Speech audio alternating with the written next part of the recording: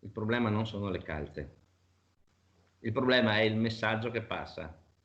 In questo momento non possiamo fare ciò che vogliamo. Chiaro il sindaco Marco Serena nell'annunciare il ritiro delle deleghe all'oramai ex assessore al bilancio del comune di Villorba. Questa mattina ho revocato la nomina ad assessore a Silvia Barbisan.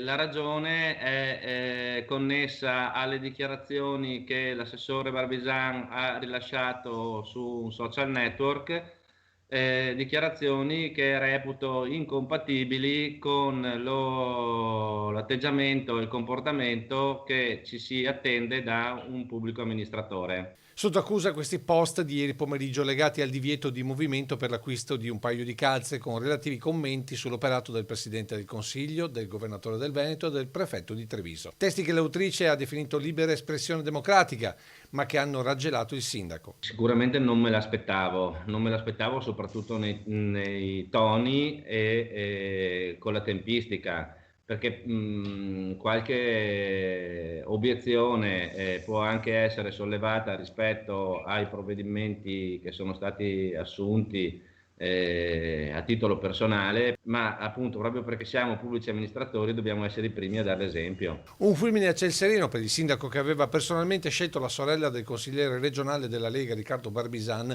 affidandogli un assessorato importante come il bilancio.